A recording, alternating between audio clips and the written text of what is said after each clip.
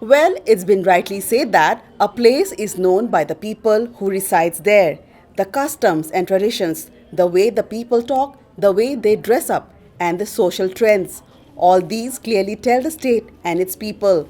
During festive season, people deck up in their own ways and celebrate it. But many unwanted incidents also occur, creating nuisance to others when people go extreme in celebrating the festival in their own ways. Hujiki hauraiba nupa macha nupi macha sina hapen chele longpen chele phuri tapna pisika ko pilile ngausan na bi ta am la eba sidi adu lemna chumna abira taina ipai puki haktaki oina ko chanabi oina taw sidai da mau khangde lai sabi khangde abira taina bi matam nate mau haiba sidi nupa na ha laiba khoide beba thangbadamani.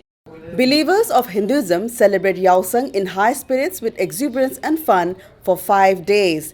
Many people came out on roads and highways to celebrate the festival of colors.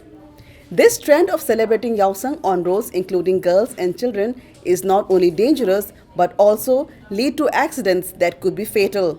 Many people have expressed that if celebrated properly at safer place, the true spirit of Yaoshang could be seen. Myanmar da chu khoi gi yam chai khuding gi khoi gi water festival ani am chawna tawi na baja myam tholoktana masi celebrate tawi adu moi di yam na phajabida khoi sorok ta lambi da samaina khoi manipur tori mong sin ta bida moi di khoi gi yam safe oi ba jaga ama da pula pulaga ising haina da na khotana yam chawna festival si tawi na chu mong chida khoi gi metai gi chu khoi manipur gi chu mong da tawraga di khoi gari accident khana chaina ba aduga tawriba national highway da thoiba irang sing asiju khara handagara na khanjai.